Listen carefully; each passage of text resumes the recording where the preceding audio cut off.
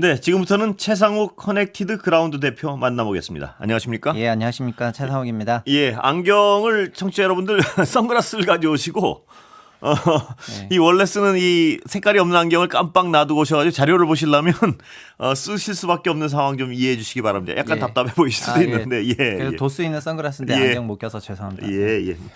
이해하실 겁니다, 다들. 예. 자, 627 부동산 대책 어떻게 보십니까? 현재 주택 시장의 강세가 예. 서울에 있는 가격을 5, 4, 3, 2, 1분위로 5개 가격군으로 나눈다고 하면은 3분위, 4분위, 5분위 지역이 특히 강세였고 예. 서울 5분위가 서초, 강남, 송파, 용산구였는데 여기가 토어제로 재지정이 되면서 불시가 4분위 지역으로 튀면서 예. 마포성동으로 대표되는 마포성동, 양천, 동작, 강동구의 주간 동향이 예. 1% 가깝게 나왔고 이것은 연유로 하면은 50%가 올라간다는 예, 거기 때문에 예. 그런 데이터가 나오면서 5분위, 4분위, 3분위 지역의 강세를 잡기 위해서 전방위적인 금융대출 규제를 시행을 할 것이 예상이 되었었는데 예. 그것이 627로 나왔습니다. 예. 효과는 어떻습니까, 일단? 직접적인. 예. 사실 데이터는 그 여러 가지 정황을 얘기하는 소프트 데이터들이 예. 있고 실제 이런 동향 조사가 내일 나오거든요. 예, 예. 그래서 내일 하드 내일, 데이터를 예. 좀 받아볼 수가 있는데 예. 지금 분위기는 뭐 청약을 취소하는 건이라든가 아니면 뭐 일부 구에서는 거래 취소라든가 예. 그 문자라든가 예. 얼마를 깎아줄 테니까 지금 사라는 문자가 나오면서 거래가 예. 소관이 됐다거나 하는 소프트 데이터들만 지금 예. 취합이 되는 시기거든요. 예. 그러나 저 반면교사로 작년 9월에도 예. 금융감독원 주재로 가계대출 규제를 강력하게 시행을 한 적이 있습니다. 예. 그때도 수요자들이 좀 일부 피해를 입으면서 감독원장에게 항의하는 그런 예. 이벤트가 있었는데 예. 그때도 제가 다녀왔었는데 네. 가계대출 규제 하고 나서 또 1개월 정도가 지나니까 주택시장이 곧바로 안정화됐거든요. 예. 그래서 뭐 당장 이번 주에 곧바로 안정화된다 이런 건 아니지만 주간 동향이 예. 뭐 소수점 첫째 자리에서 0.4%대까지 나왔던 시장이 소수점 첫째 자리 이하로 내려가는 네. 데는 뭐 1, 2개월이면 충분할 걸로 생각을 하고 있고 시장 안정화로 보고 있습니다. 굉장히 실효적 조치였다 이렇게 평가할 수 있는 거 아닌가요? 그 정도라면? 과열을 진정시키는 네. 것은 일단 단기적인 과열은 예. 단기적인 수요 정책으로 푸는 것이 맞거든요. 예. 그리고 장기적인 공급과 관련한 거는 장기 공급으로 푸는 게 맞아서 그냥 적합한 대책이 나왔다고 보고 있습니다. 예. 6억은 어떤 의미인가요, 이게? 네, 말씀드린 것처럼 서울에 있는 상위 5분위, 4분위, 3분위 지역의 네. 강세는 결국은 전세를 끼고 주택을 매입하는 갭 투자거나 아니면은 생애 최초 대출이든 주택담보대출이든 고대출을 받아서 매매를 하는 행위가 예. 기반이 되는 것인데요. 지금 오늘도 추경호 의원실 통해 가지고 예. 자료가 공개된 것이 있는데 24년 1월부터 25년 5월까지 6월이 빠져 있는데 5월까지의 6억 원 초과 대출 비중을 보면은 예. 작년 1월에는 21%였지만 예. 올해는 뭐 35%를 넘어가고 아, 있거든요. 그래요? 예. 그래서 6억 넘는 대출을 받으면서 집을 사는 그 시기도 예. 2월, 3월이라든가 5월, 6월처럼 주택가격 강세랑 겹쳤기 때문에 예. 그런 고가주택으로 몰리는 유동성을 차단하기 위한 금액으로 6억을 설정한 것 예. 같습니다. 풍선 효과를 주장하는 분들도 있는데요. 뭐냐면 이 주택을 못 사면 그 밑에 주택을 살 것이다. 이건 네. 어떻습니까, 보시기에? 네, 사실은 서울의 2분위, 1분위 주택이거나 예. 경기권의 4분위 이하 주택 혹은 비수도권 주택 같은 경우에는 이번에 발표한 대책과는 하등 상관없는 예. 그런 상황이라고도 볼 수가 있습니다. 네.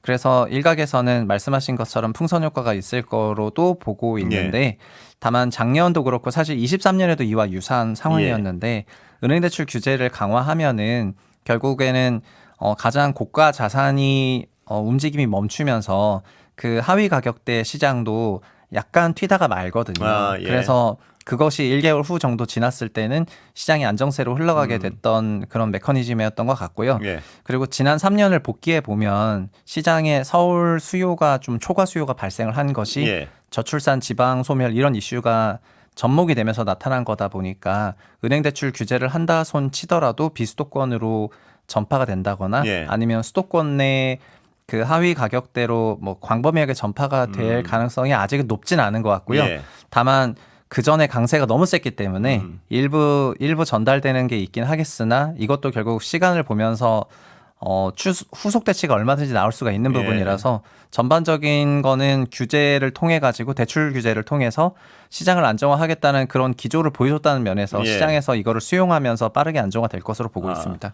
그러니까 이게 제가 여쭤보는 거는요. 예. 뭐냐면 고가 주택들이 잡히고 앞으로 부동산 시장이 안정되겠다 그러면 네. 그 밑에 있는 주택을 사고 싶은 분들도 좀 아니구나 아직은 이렇게 네. 생각하는 게 흐름 아닌가요 보통? 예, 사실은 예. 이번 강세가 5월 부동산 시장의 강세 약세라는 말은 소수점 첫째로 움직이면 예. 강세라는 말을 쓰는데 5월 둘째 주부터 서울이 0.1%를 넘어가면서 강세가 나오기 예. 시작을 했습니다. 선거는 6월 3일이었고 새 정부가 6월 4일이었지만 그 선거 유세하는 과정에서 부동산과 관련해서 그런 부동산 가격을 안정화시키겠다거나 하는 문재인 정부 때와의 예. 발언과는 차별점이 있었기 때문에 예. 시장에서는 새 정부도 부동산 가격의 상승을 용인하거나 예. 하는 형태로 해석을 했다고 생각을 예. 하고 그런 부분이 과열에 또 동참하는 데 영향을 어느 정도 준 게 맞다고 보는데 예. 이번에 나온 대책이나 여러 가지 방향을 보면은 주택을 뭐 투자수단으로 봤었고 주식을 투자수단으로 보게 만들겠다 예. 이런 발언을 여러 번 하셨는데 전반적으로 주택시장으로 돈이 들어가지 않아야 그 목표가 또 달성이 그렇죠. 되는 거거든요. 예. 결국에는 6.27 대책을 통해서 풍선 효과가 더 강하게 위세를 네. 얻는다기보다는 시장 안정에 대한 의지가 더 강하게 읽혔다고 저는 예. 해석을 하고 있고요. 예.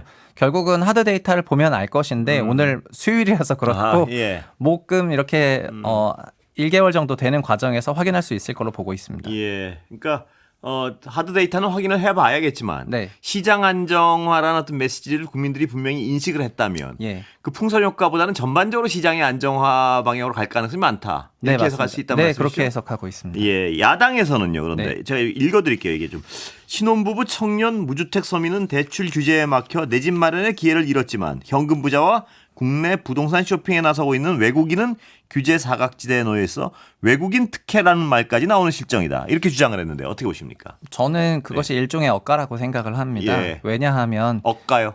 억지로 예. 비판을 하는 거라고 생각을 예. 하는데 억지로 깐단 말씀이시죠? 예, 그러니까. 맞습니다. 사실은 그러니까 국민의힘 개별 국회의원분들이 보실 때는 예. 이런 6억 대출을 못 받게 하는 것이 서민 대출을 규제하는 것처럼 예. 느끼실 수도 있을 것 같고 그런 사실 서울의 중위주택 가격이 이미 13억 예. 4천만 원이고 서울의 5분위 4분위 가격에서 5분위 가격은 30억 예. 5천만 원이거든요. 예. 그리고 4분위 주택 가격만 하더라도 거의 18억이 넘어가기 예. 때문에 그런 주택들을 사시는 거는 우리나라 가구 전체를 보면은 순자산 10억이 넘는 분이 11%인데 예. 이런 서울의 5432 1분위 주택을 사시는 분은 이미 상위 10% 가구이고 예. 그리고 5분위를 사시는 분은 상위 1%나 예. 0.1% 들어가는 가구이시거든요. 예. 그래서 범용적인 대출이라고 보기에는 다소 고가의 대출이었다고 해석을 하는 것이 맞을 것 같습니다. 예. 그러니까 6억 이상 받을 수 있는 사람은 서민이라고 볼 수가 없다. 이 말씀이신가요? 네, 순수한 의미의 서민은 네. 좀 아닌 것 같고 예. 다만 고소득인데 부모로부터 자산을 보전받지 못하는 자수성가형 화이트 칼라들이 봤을 때는 예. 스트레스 받는 대책일 수도 있는데요. 예. 그런데 통상 보면은 제가 좀 안타깝게 생각하는 건 오늘 추경 의원실 자료를 보면 예. 전세 끼고 갭 매수를 하는 게 먼저 나타나고 그 다음에 대출을 받아서 매수하는 게 한 달 레깅으로 나타나거든요. 예. 결국 갭 매수가 먼저 가서 시세를 올려놓으면은 예. 그거를 고대출로 따라가는 패턴이 나오게 예. 되는 건데 결국에는 더 높은 금액으로 더 높은 대출액을 받아야 되다 보니까 원리금 상환에 대한 부담도 커질 수밖에 예, 없는 그렇죠. 것이어서 예. 시장이 오히려 안정화되는 것이 예. 결국 고소득 가구들도 주택을 살 때 덜 높은 부담으로 사는 것이기 때문에 예. 그런 부분에서 생각하시면 어떨까 싶습니다. 같은 얘기일 수도 있는데 그런 의미에서 주거 사다리를 걷어찼다. 뭐 이런 비판들은 아까 그 표현을 빌려자면 억지스러운 비판이다 이렇게 보시는 게겠군요. 고가로만 가격만 놓고 본다면은 예. 가격이 상승하는 자산이 무조건 올라타야지 주거 사다리를 올라타는 거라고 저는 생각 안 하고요. 예. 그냥 주거 시장이 안정화되는 것이 좀 더 한국 전체에 낫다고 생각을 하고요. 예. 그리고 뭐 새 정부는 저 개인적으로는 주식 사다리를 내려줄 걸로 생각을 하고 있어서 예. 그런 전환이 일어난다면은 뭐 한국 역사에는 한 번도 없었던 전환이기 때문에 일단 기대가 있긴 있는데요. 예. 다만 주식보다는 주택 시장이 훨씬 시가총액도 크고 사람들의 관성도 있고 관습적인 투자도 있었기 때문에 예. 바꾸기가 어렵긴 하지만은 주택 시장이 안정화되면은 주거비가 절감되고 주거비 절감된 걸 통해 가지고 투자든 투자로 생활이든 이어지고, 예. 다른 부분으로 여유 자금을 쓸 수 있게 된다면은 예. 그것이 주택 가격이 오르지 않는다 하더라도 주거 사다리가 걷어차진 것은 예. 아니라고 생각하고 여기서의 주거 사다리는 말 그대로 높은 지역으로 가야만 되는 것이 아니라 예. 자기의 삶의 질이 좀 더 개선되는 방향의 그렇습니다. 넓은 의미라고 해석하고 있습니다. 주거 사다리를 그 말하는 분들은요. 네. 꽤 높은 소득의 사람들이 꽤 비싼 집을 살 권리를 걷어찼다. 이 정도가 가장 현실에 맞는 표현인가요, 그럼? 예, 맞습니다. 예. 특히 그 중도금 대출 경우에는 그냥 받을 수 있지만 예. 잔금 대출 경우에는 이게 6억 넘어서는 받을 수가 없기 때문에 예. 가령 10억으로 분양하는 10억대 이하 분양은 큰 문제가 없겠지만은 예. 뭐 서울에 고가 분양을 하게 되면은 10억 넘는 분양을 하게 되면은 필요한 돈이 종전보다 훨씬 더 늘어나게 되거든요. 예. 그런 부분에서 신혼부부라든가 이런 새 정부나 이전 정부에서 청약의 기회를 대폭 넓혔던 건 사실인데 그 청약 기회가 소득이 신생아 대출 같은 경우에도 부부 합산소득 2억까지 확대가 됐으니까 예. 합산소득 2억은 소득 랭킹을 보더라도 상위 10% 안에 무조건 예. 들어가는 구간이어서 예. 고소득 구간자들이 봤을 때는 불편함이 있는 게 사실인 건 맞는데요. 고소득 구간자들을 불편하게 하는 대책은 맞지만 예. 이게 서민들 주거 사다리랑 아무 상관이 없다. 이렇게 네. 볼 수 있겠군요. 그리고 저는 그 그러니까. 예. 고소득 분들에게도 예. 드리고 나쁘지 싶은 않은 게, 얘기는 예. 주택 시장이 안정화되는 것이 부담이 더 낮춰지는 방향이라고 생각을 합니다. 그러니까 그 꽤 비싼 집을 살 수 있는 분들도 네. 이렇게 해서 집값을 잡아놔야지 자신들이 어떤 대출도 적게 집을 살 수 있게 되는 거 아닌가요? 제가 그렇게 똑같이 생각하고 있습니다. 네. 예. 그러니까 이 어떤 그런데 이른바 포모라는 거요. 네. 집값이 오르니까 영끌 이른바 영끌하고 이런 상황은 좀 이제 좀 잡힐까요? 보면 그 가격은 예. 이제 가격이 상승하면 상승할수록 마케팅이 잘 된다는 그런 이제 속설이 있습니다. 네. 이 얘기는 뭐 투자 시장에서 많이 예. 나오는 용어인데 주택 시장도 사실은 매매 가격이 상승하는 지역에 투자 수요도 몰리고 실수요도 네. 몰리고 하게 되는 법이거든요. 가격이 소수점 둘째 자리로 움직였을 때는 이런 변화가 없는 상황이기 때문에 예. 그리고 오늘 뭐 의원실 통해서 공개된 자료를 보든 과거에 있는 모든 자금 조달 계획서를 보든 주택 가격 앙등기에는 지방 투자도 몰리고 네. 그 해당 지역을 나중에 살 사람도 지금 살려고 하고 예. 즉 시간을 건드리면서 내년 내후년 사도 되는데 지금 예. 살려고 하는 것들이 초과수 효소를 만들고 이게 가격 앙등을 만들어내는 거기 때문에 이런 부분이 결국은 포모로 이어지게 예. 되어 있습니다. 결국은 시장 안정화가 된다면 포모도 사라지는 거고 가격이 끝없이 오르면 포모가 더 심화가 예. 되는 부분이기 때문에 지금까지는 포모 장세였던 것 같고 예. 앞으로는 포모 예. 장세에서 좀 내려올 걸로 보고 있습니다. 예. 근데 포모 장세가 시작됐던 이유들 중에 네. 어떤 뭐 공급 부족 이런 어떤 실질적인 부분이 강한가요? 아니면 심리인가요? 아까 말씀하셨던 정부 바뀌면서 예를 들면 주택 시장 그렇게 규제 안 할 거야 뭐 이런 어떤 그 기대들 때문이었나요? 여러 가지가 예. 복합적으로 작용했는데 제가 해석하기로는요. 첫 번째는 윤석열 정부에서 사용했던 그 수요 촉진 정책이 대출 예. 정책이 몇 개 있습니다. 특히 생애 최초 대출을 네. 후순위로 받을 수 있게 한 것인데 가령 예를 들면은 14억 원대 지금 이제 규제받는 아파트가 예. 이런 거니까 14억 원대 아파트가 전세가 5억이라면은 예. 그런 집을 살려면 자기 자본 9억 정도가 들어가지만 예. 14억 전세 5억 위에다가 생애 최초 후순위로 6억을 받고 11억을 쌓은 다음에 자기 돈 3억으로 예. 살 수가 있는 게 새 정부 윤석열 정부 시기에 있었던 예. 그 투자 방법론이거든요. 그런데 이것이 22년 하반기처럼 시장이 단기 마이너스 20%로 가던 약세장에서는 예. 부양책으로 나왔던 건데 올해처럼 이제 강세장에서는 이것이 계속 살아있다 보니까 예. 누구나 다 예상했지만 이재명 정부가 된다면 이 프로그램이 없어질 것이다라는 그런 인식이 있었고 예. 이것이 절판 예. 마케팅으로 작동을 했던 것 같습니다. 예. 그래서 5월 중순부터는 확실히 이재명 정부로 확률이 높아진다는 네. 것을 깨닫고 한 달 내내 이렇게 좀 나왔었던 것 같고요. 그리고 여러 가지가 다 복합적으로 좀 작동이 되면서 포모 마케팅과 절판 마케팅이 예. 작동이 되었던 것 같아요. 예. 지금 우리나라 말고 전 세계적으로는 어떤 부동산 시장은 어떤 추세라고 보세요? 그냥 글로벌 자산 시장은 예. 유동성과 동조화가 되어 있습니다. 예. 그래서 돈이 풀리면 올라가고 예. 안 풀리면 안 올라가게 되는데 네. 한국은 그 투자 대상 시장이 주식보단 부동산이 많다 보니까 부동산 시장이 확실히 글로벌과는 동조화가 많이 돼 있고요. 다만 우리나라는 그 동조화 여부를 떠나서 절대적인 가격 레벨 자체가 초과 상승을 해왔는데 예. 그 초과 상승해온 여러 가지 배경이 있는데 우리나라는 공적 자금 같은 것도 주택 시장으로 많이 흘러갔고 예. 특히 윤 정부 3년 동안에는 정책 대출이라는 명목으로 직접 대출과 보증을 합쳐서 연간 50조씩 네. 보증이 나갔었거든요.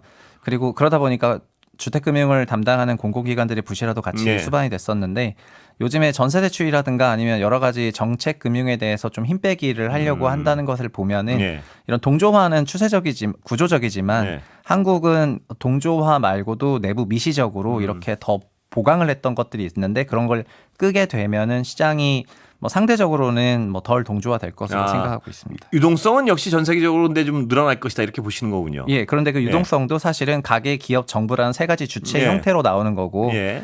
지금 새 정부도 정부 지출은 늘릴 걸로 다들 그렇죠. 세간에서 생각을 예, 하지만 그렇습니다. 예. 그러면은 정부 지출도 늘리고 기업 지출도 늘리고 예. 가계 지출도 늘리면은 국가 지출이 다 늘어나니까 예. 대출이 다 늘어나니까 가계 부분 같은 경우에는 어느 정도 단속할 필요가 있다고 생각을 하는 것 예. 같고요. 그래서 그런 맥락에서 지금 627 대책이 나왔다는 예. 것이 결국 627 한 번으로 끝나는 것이 아니라 예. 향후 몇 년간은 계속해서 가계 유동성을 옥죄는 형태의 그런 부동산 시장 가격 안정화 정책이 나올 수 있다는 것을 보여줬다고 생각을 하고 예. 그렇게 함으로써 어쨌든 정부 지출이나 이런 부분에 대한 버퍼를 얻어간다고 보고 있습니다. 예. 자, 그렇다면 집을 살 실수요자들 네. 가장 궁금한 부분 중에 하나일 텐데요. 실수요자분들은 어떤 전략을 선택해야 됩니까? 지금 상황에서. 시장 가격이 안정화되는 구간에서는 예. 이런 거를 앞으로 지켜보시고 네. 그리고 향후의 가격에 뭐 안정화된 상태로 계속 간다면 예. 그때는 그냥 자기 스케줄과 자기 소득에 맞게 사면 되시게 네. 되겠습니다. 안정한 상태가 수평하게 쭉 간다면요. 네, 뭐 예. 안정적으로 가고 있는 와중에서 결국에는 집이라는 거를 살 때 내 사이클에 맞추는지 그렇죠. 자산 예. 사이클에 맞추는지에 따라서 이것이 포모 장세이냐 예. 일반 장세이냐인데 예. 자기가 결혼해서 아이 낳으면서 이사 가기 아니면 돈을 모아서 예. 집 사는데 자기 스케줄에 맞춰서 간다는 건 안정적인 거고 그렇죠. 예. 집값이 오르니까 이걸 따라 사야 되나라는 그런 고민을 하게 된다면 이것이 자산 가격 불안이라는 뽀모 장세가 그렇습니다. 되는 거거든요. 예. 그래서 결국 주택 시장은 안정적으로 관리해야 되는 목적과 이유는 예. 개인들에게 선택으로서의 자유를 주는 것인데 그렇습니다. 예. 시장 가격이 강세일 때만 내리사게 만드는 것이 불편하다고 생각한다면은 예. 현 정부에서는 시장 가격 안정세를 어느 정도 추구할 것으로 보여지고요. 예. 그렇게 된다면 자기 스케줄에 맞춰서 사시라고 말씀을 드리고 싶고 예. 다만 추가로 더 지켜보고 싶은 거는 예. 전세에 대해서 최근 말이 많다 보니까요. 전세가 매매가 강세의 원인으로 작동했는데 전세의 정부의 보증을 통해서 네.